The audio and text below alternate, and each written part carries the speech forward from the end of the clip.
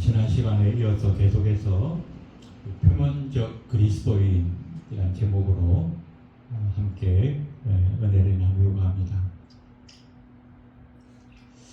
2장과 3장까지 바울은 계속해서 하나님의 의가 우리 인간에게 왜 필요한가, 복음에는 하나님의 의가 나타난다 그랬고, 이 복음으로 말미암아 우리 모든 인류는 구원을 얻는다라고 말씀합니다. 그래서 이 하나님의 의가 왜 필요한가? 모든 사람이 범죄하였기 때문이다. 그 모든 사람 속에는 유대인과 이방인, 헬라인 다 포함되어 있다는 것을 말씀하고 있습니다. 그러면서 이방인뿐만 아니라, 여기서 이방인이라고 하는 것은 하나님의 법을 알지 못하고 하나님의 율례나 할례나 전혀 이런 것들에 대해서 알지 못하는 사람들을 말합니다. 또 이 유대인은 하나님의 말씀을 일찍부터 받았습니다. 하나님의 율법을 가지고 그들은 그것을 자랑하고 그것을 의지하고 그것을 자기의 프라이드로 삼고, 심지어는 그것을 어떻게 해요? 자기의 구원의 조건으로 삼았습니다. 하지만 바울은 말합니다. 너희 유대인이나 너희 이방인이나 다 하나님의 진노 아래에 있다. 똑같은 죄인이라는 것입니다. 당시 바울이 이 편지를 쓰던 로마 교회는 예루살렘에서 핍박 이후에 지중해 연안의 모든 나라들로 흩어졌던 디아스포라 유대인들이 있었고, 또 역시 이방인들, 헬라인들이 예수를 믿고 하나님의 교회 안으로 들어온 그런 사람들도 함께 있었습니다. 그래서 처음에는 이 이방인들, 하나님의 법을 알지 못하고 하나님의 뜻을 알지 못하여 불의와 불경건으로 온갖 죄악 속에 그 구렁텅이에 빠져 살았던 그 이방인들을 신랄하게 비판했습니다.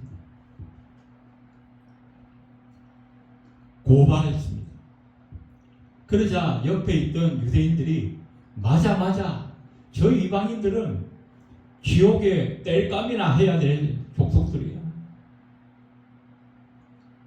얼마나 더럽고 얼마나 추악하고 얼마나 죄가 많은지 몰라. 그러면서 바울의 그 고발 앞에서 박수를 치면서 아마 고개를 끄덕였을 텐데, 바울이 갑자기 그들을 향하여서 고개를 돌립니다.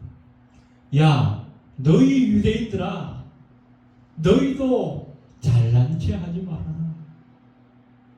너희가 하나님의 백성이라고, 하나님의 선민이라고 그것을 자랑하고 그것을 너희의 자부심으로 삼지만, 너희도 다 똑같이 하나님의 진노 아래에 있는 죄인에 불과하다. 그들은 막 자랑했습니다. 자기들을 이스라엘인이라 부르지 말고 우리는 유대인이라 불러라. 그러면서 어떻게 해요? 그 율법을 자랑하고 자기들이 할례 받은 것을 자랑했습니다. 자, 이거 봐라. 이게 우리가 하나님께서 우리를 택하신 선민이라고 하는 증표다. 증거다. 그러면서 이방인들을 손가락질하면서 조롱하고 비웃으면서 자기들은 하나님의 택한 백성이라고 자랑했습니다. 그러나 바울은 말합니다. 이면적 유대인이 아니고, 표면적 유대인이 아니고 이면적 유대인이라야 진짜 유대인이다. 그리고 너희가 자랑하는 그 할례는 마음에 받아야 할지니라. 그러면서 바울은 이 유대인을 향하여 몇 가지 그들을 경계해야 할 만한 것들을 짚어서 말씀하고 있습니다. 첫 번째는 종교적 자부심은 대단했지만 그들의 삶이 전혀 그 자부심을 뒷받침할 만한 그런 근거가 없다는 거예요. 또 18절에 보시면 율법의 교훈을 받아 하나님의 뜻을 알고 지극히 선한 것을 분간한다 그랬습니다. 그들은 자부심만 있는 것이 아니었어요. 이미 1500년 전에 모세 시대에 하나님께서 이 모세를 통하여 율법을 주셨습니다. 계명을 주셨습니다. 그래서 그것이 뭐예요? 모세 오경 아닙니까? 모세 오경. 시내산에서 출애굽기 19장에 보시면 시내산에서 하나님께서 모세와 온 이스라엘 백성들과 함께 언약을 맺습니다. 나는 너희의 하나님이 되고 너희는 나의 백성이 될 것이다. 그러면서 이 이스라엘에 향하여서 그들의 그 정체성을 세 가지로 말합니다. 첫 번째는 너희는 나의 소유다. 거룩하신 하나님의 소유라는 것입니다. 두 번째는 거룩한 백성이 되어야 할 것이다.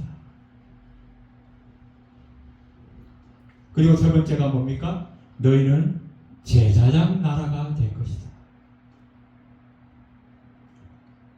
하나님의 소유, 거룩한 백성, 제사장 나라, 이것이 하나님께서 이스라엘 백성들에게 요구하셨던, 그리고 그들에게 증거하기를 원하셨던 그들의 정체성이었다는 것입니다. 하나님의 소유라고 하는 것은 뭡니까? 하나님과 언약을 맺은 백성이라는 것입니다. 하나님과 언약을 맺는다는 것은 무엇을 근거로 할까요? 무엇을 어떤 자격이 있어야 될까? 하나님은 거룩하신 하나님이시기 때문에 하나님의 백성도 거룩해야 한다는 것입니다. 그래서 첫 번째는 나의 소유가 될 것이다 그랬고, 두 번째가 뭐예요? 거룩한 백성이 되라는 것입니다. 그러면서 그 거룩한 백성이 되기 위해서 뭘 주셨어요? 하나님의 율법을 주셨다는 것입니다. 거룩한 백성이 되라고 주셨어요. 그 거룩한 백성이 되어야만 뭘 할 수 있어요? 제사장 나라가 될 수 있다는 것입니다.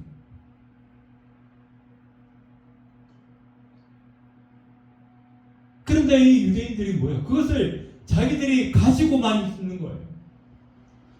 자랑만 하고 있는 거예요. 하나님의 거룩한 백성이 되기 위해서 율법을 주셨는데 그 율법대로 살지 않고 그 율법의 조문을 자랑하고 그 책만 자랑하고만 있는 거예요. 그래서 바울이 책망합니다. 19절에 보니까 맹인의 길을 인도하는 자요 어둠에 있는 자의 빛이요 율법에 있는 지식과 진리의 모본을 가진 자로서 어리석은 자의 교사요 어린아이의 선생이라고 스스로 믿으니, 여기 맹인, 어둠에, 그리고 어린아이 뭐 이런 단어들은 다 뭐예요? 이방인들을 비하해서 말하는 단어들입니다. 자기들은 잘났다는 거예요. 아는 것이 많다는 것입니다. 사실 이 유대인만큼 하나님에 대해서 잘 아는 사람이 누가 있겠습니까?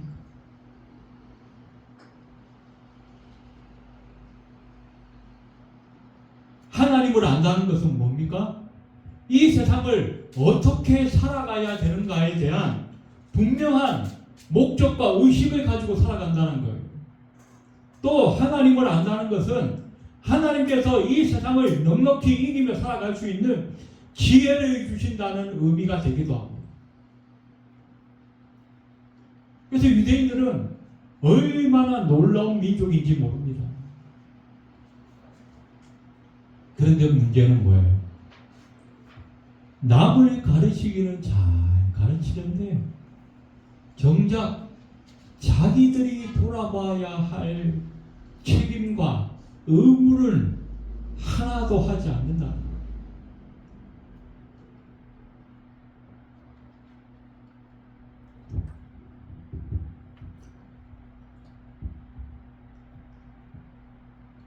하나님의 소유, 하나님의 거룩한 백성, 제사장 나라. 이 하나님께서 언약을 맺으실 때 이스라엘 백성에게 부여하셨던 그 정체성을 다 잊어버리고 말았어. 다 망각해버리고 말았어.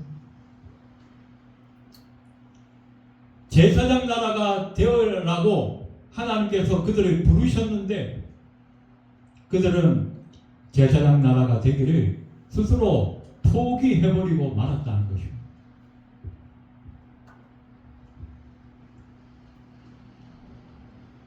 왜?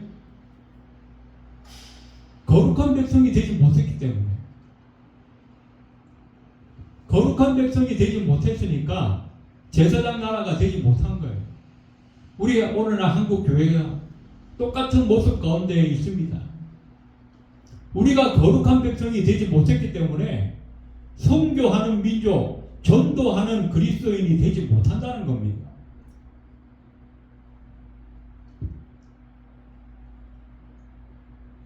우리가 전도하려고 그러면 뭐라 그럽니까? 너나 잘해라 그럽니다.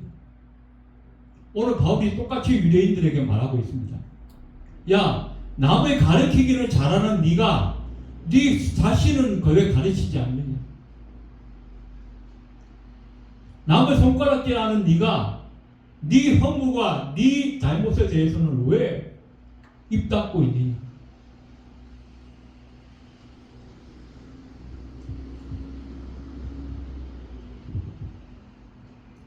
18절에 그들이 하나님의 뜻을 안다 그랬습니다.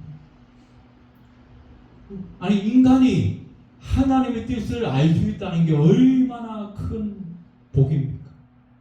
얼마나 큰 은혜입니까? 하나님의 뜻을 우리 인간이 어떻게 알 수 있습니까? 여기 하나님의 뜻이라고 하는 이 단어에는 딜레마라고 하는 단어를 썼습니다. 흔히 우리가 세상에서 어떤 문제가 잘 풀리지 않고 답을 찾을 수 없을 때 딜레마에 빠졌다 그러잖아요. 우리 인간이 하나님의 뜻을 안다는 것은 보통 일이 아닙니다. 그런데 하나님께서 은혜를 베푸셨어요. 하나님의 뜻은 우리가 앞장에 1장에서 잠깐 우리가 살펴보았습니다만은 하나님의 뜻을 보여주는 것을 일반적으로 우리가 계시라 그럽니다. 계시. 영어에는 revelation. 덮여있던 것을 덮여있던 그 커버를 보자기를 벗겨낸다 그런 뜻입니다. 그런 벗겨내면 뭐야? 안에 있는 것들이 다 보이잖아요. 그 계시는 두 가지가 있습니다. 일반 계시가 있고 특별 계시가 있습니다. 일반 계시 속에 우리가 1장에서 살펴보았던 이 자연 계시, 자연 만물을 통해서 우리가 하나님을 어렴풋이 알게 되는 것. 또 일반 계시 중에 자연 계시와 함께 있는 것이 우리 인간이 가지고 있는 양심, 신앙심 이런 것들이에요. 도덕 이런 것들을 통해서 어렴풋이나마 하나님을 알 수 있게 하신 것입니다. 그런데 우리 인간이 어떻게 해요? 원래 에덴 동산에서 하나님께서 아담과 하와를 지으실 때에 하나님의 형상으로 지었는데 이마고데이 하나님의 형상으로 지었는데 우리 인간이 범죄함으로 말미암아 그 하나님의 형상이 깨어지고 손상이 되어졌어요.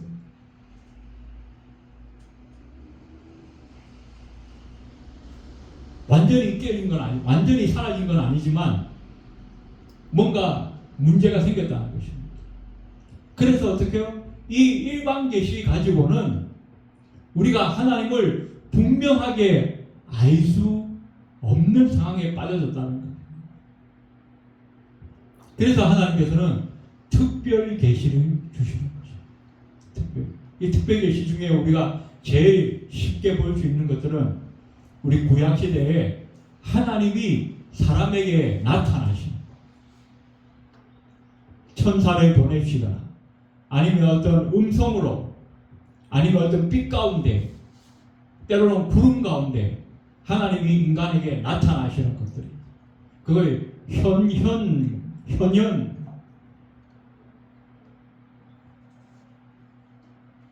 또 하나 하나님의 특별 계시는 기록되어진 하나님의 말씀.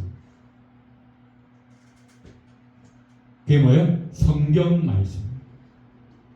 그런데 이 유대인들에게는 애초부터 하나님의 백성 이스라엘로 구성되자마자 하나님께서 시내산에서 뭘 주셨어요? 모세를 통해서 하나님의 기록된 그 말씀을 주셨다는 것입니다. 그러니 이 유대인들만큼 하나님을 제대로 알 수 있는 사람이 누가 있겠습니까?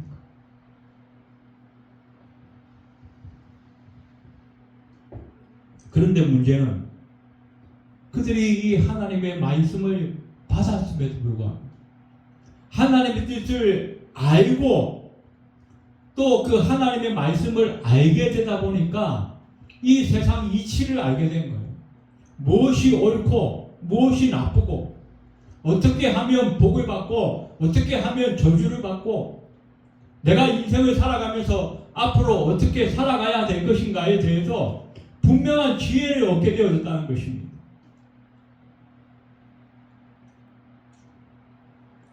이렇게 놀라운 복을 받았음에도 불구하고 이 유대인들은 무엇을 하지 못했나?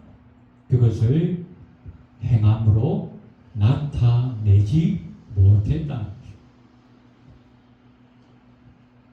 결국 어떻게 해요? 그것 때문에 나라가 두 쪽 나고 그것 때문에 나라가 두 쪽으로 갈라진 것도 부족해서 아수르와 바벨론에게 멸망당하고 전 세계에 흩어지고 성전이 다 무너지고 이 성전이라고 하는 것은 이스라엘 백성들에게는 생명과 같은 것입니다. 자기의 존재의 목적이고 존재의 의미인 거예요. 그 성전이 무너졌다는 것은 뭡니까? 이스라엘의 그 인생 자체가 끝났다는 것입니다.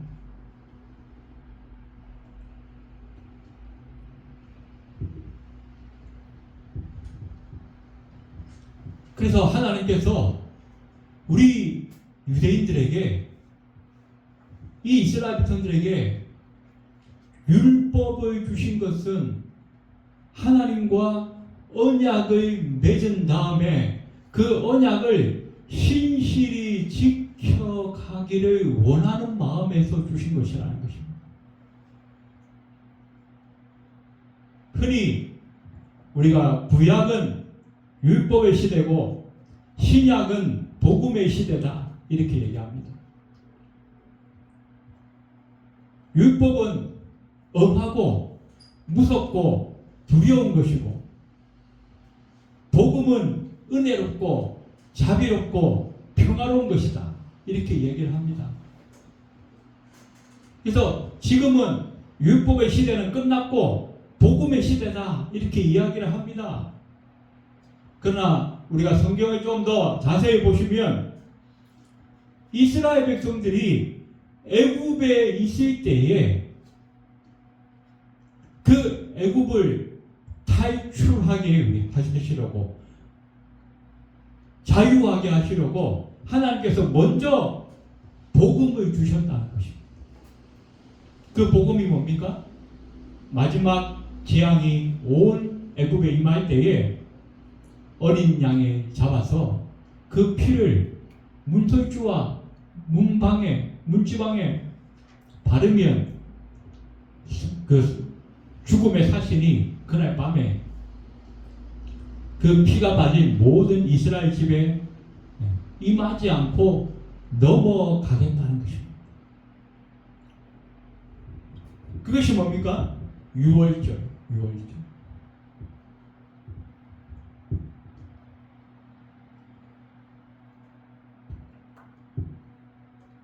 그런데 그 유월절이 온 이스라엘 백성들을 구원하는 복음이었다는 것입니다. 그 복음을 통해서 이스라엘 백성들이 애굽에서 탈출했어요. 자유함을 얻었어요. 그리고 홍해를 건너온 다음에 광야에서 하나님이 뭐 주셨냐? 율법을 주셨다는 거죠. 율법이 먼저 있고 복음을 주신 것이 아니라 무슨 말입니까? 이 율법을 잘 지키면 너희를 구원해 주겠다, 이게 아니었다는 것입니다.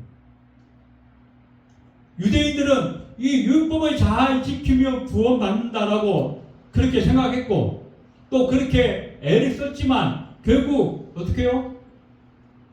이루지 못했죠. 하지만 원래 하나님의 방법은 복음을 먼저 주시고 구원하신 다음에 율법을 지켜서 너희가 구원받은 백성, 하나님의 백성이라는 것을 증거하며 살아가는 것입니다. 그래서 너희는 나의 소유요, 나의 소유가 되었으니 거룩한 백성이 되라는 것입니다. 너희가 거룩한 백성이 되면 나의 백성이 되겠다, 이게 아니라 먼저 나의 백성 삼고 너희가 거룩한 백성이 되라는 것입니다. 왜 무엇을 위해서 돼야 되나? 제사장 나라 역할을, 그 목적을 이루어야 하기 때문인 것입니다. 하나님께서 아브라함을 부르셨을 때 너는 복의 근원이 될 것이다 그랬어요. 야, 너 복 많이 받고 평생 그냥 잘 먹고 잘 살아라, 이게 아니었어요. 너는 복의 근원이 될 것이다. 이 말은 뭡니까? 복을 흘러가게 하는 통로가 되어진다는 말입니다. 누구에게? 우리 이웃들에게, 우리 옆에 있는 사람들에게, 우리 친구들에게, 우리 직장 동료에게, 내 윗집 아랫집에 사는 그 사람들에게 복의 통로가 되게 하시려고 아브라함을 부르셨고 저와 여러분을 부르셨다는 것입니다. 그런데 이 통로를 잘 감당하려니까 뭐가 필요해요? 우리의 거룩한 삶이 있어야 한다는 것입니다. 우리가 거룩한 백성이 되지 못하니까 제사장 나라의 역할을 감당하지 못한다는 것입니다. 유대인들이 꼭 그런 식으로 갔다는 것입니다. 하나님께서 이 이스라엘 백성들을 하나님의 백성 삼으시려고 애굽에서 탈출시켰지 않습니까? 해방되게 하셨잖아요. 구원하셨잖아요. 그것이 복음이에요. 복음이 전해졌어요. 복음이 선포됐어요.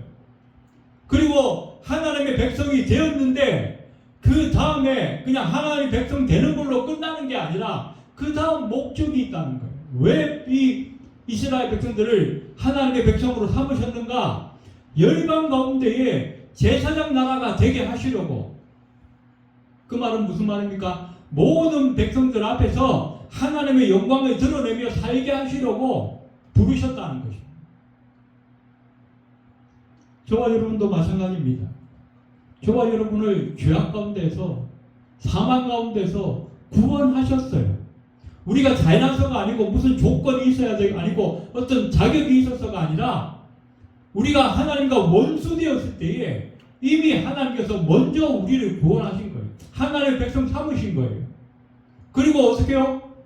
하나님의 백성 되었으니까 그 신분에 걸맞게 그 하나님의 아들이라고 하는 그 소속에 걸맞게 하나님의 말씀대로 살아서 너희가 거룩한 백성이 되면 자연스럽게 제사장 나라가 된다는 것입니다. 이 원리를 우리가 마음에 잘 새겨서 시간이 많이 되었기 때문에 우리가 또 다음 시간에 또 말씀을 나눌 수 있도록 하겠습니다. 기도하겠습니다. 하나님 감사합니다. 유대인을 이스라엘 백성들을 하나님의 백성으로 삼으시고 거룩한 백성이 되게 하셔서 제사장 나라로 사용하시려고 부르셨는데 이 유대인들이 그 일에 실패하고 말았습니다. 하나님 오늘 우리의 모습은 어떠한지 우리가 돌아보기를 원합니다. 우리가 범죄하고 사망 가운데 있을 때에 우리를 먼저 구원하셨는데 우리는 과연 하나님의 말씀에 따라 거룩한 백성으로 살아가고 있는지, 그래서 하나님께서 목적하신 제사장 나라의 삶을 살고 있는지 우리가 돌아보게 하시고 우리 남은 생에 이 중요한 원리와 이 중요한 목적을 향해 날마다 힘쓰며 살아갈 수 있는 우리 모두가 될 수 있도록 주님 축복하여 주시옵소서. 예배를 마치고 돌아가는 발걸음 위에도 함께하여 주옵소서. 예수님의 이름으로 간절히 기도드리옵나이다. 아멘.